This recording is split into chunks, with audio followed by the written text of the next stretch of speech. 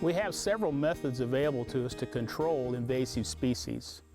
One of the methods that we have available is foliar spraying. Foliar spray provides us the opportunity to spray the foliage of invasive plants.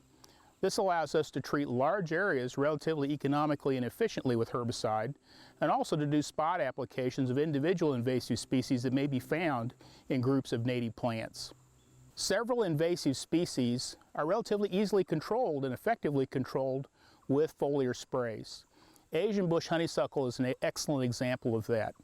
Asian bush honeysuckle can be relatively effectively controlled with applications of glyphosate as a foliar spray during the growing season. Some species are not quite so easy to control with foliar applications. Invasive species with waxy leaves or thick cuticles on the leaves like Callery pear or winter creeper may be difficult to control with foliar applications of herbicide. In some cases, we can add surfactants or penetrants like oils to our herbicide mix to provide more efficacy in the applications and penetrate the herbicide into the leaf surface. When applying herbicides, it's important first off to read the label for the product that you're using. The label represents the law in terms of applying herbicides. Your options for equipment to use when foliar application of herbicides is done is quite broad. Everything from a hand bottle sprayer or squirt bottle to a large tractor-pulled sprayer are options depending on the characteristics of your site and the materials you wish to control. In many cases for forest and wildlife applications, we're using either a handheld squirt bottle or a backpack sprayer. As these can be carried by a person into the woods, we don't need trails or road access to utilize this equipment. In situations where we have many different plants to control or large areas to cover, a UTV or ATV carried sprayer with a larger water tank and perhaps a reel hose that can be pulled out into the forest provides a good option for efficient control in large areas. In areas that are more open, perhaps a tractor pulled or even a skidder carried spray rig would be an option for covering large areas with many invasive species in place, requiring a lot of water to put that spray over large areas.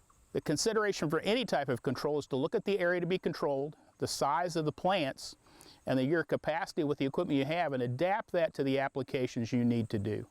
Hand and backpack sprayers can be used for foliar applications of herbicide and provide the advantage of portability and low cost to purchase. Many of these units can be costed at $20 to less than $100 between high quality hand sprayers and backpack sprayers.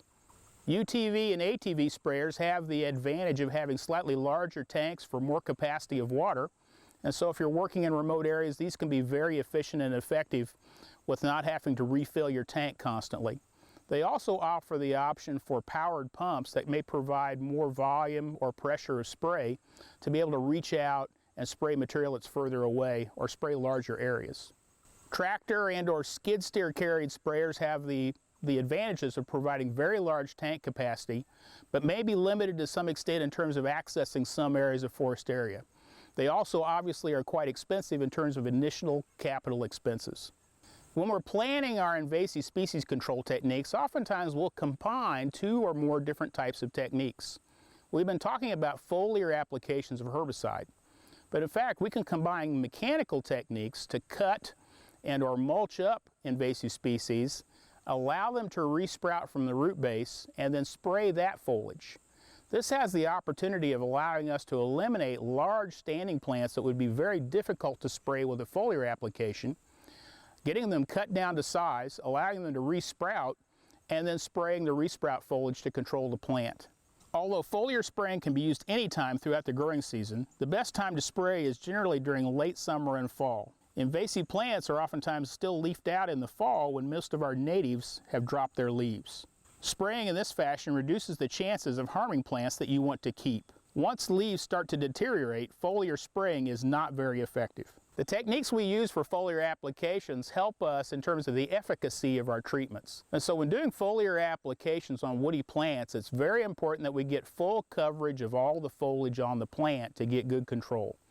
This involves making sure we cover all of the leaf area and that it all is sprayed with our foliar application to the point of wetness, but not complete runoff on the ground.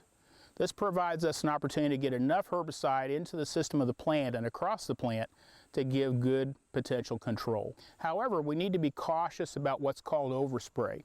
This is where when we're spraying our invasive species, we actually accidentally get the herbicide onto native plants. And in many cases, these herbicides will also damage the native plants. So being cautious with our applications and targeting our applications will help us avoid that problem in the landscape. Foliar applications provide us an effective and efficient technique of controlling invasive species. If we take care to do proper applications, read the labels, understand the materials that we're using and what kind of plants they're effective on, and take caution to not have overspray killing desirable native plants, we can do practices that provide us an opportunity to improve the growth, the composition, and the quality of our forest areas and improve the environment of Indiana. If you're looking for additional information on woodland stewardship issues, be sure to check out the other videos in this series. Thanks for joining us for this video.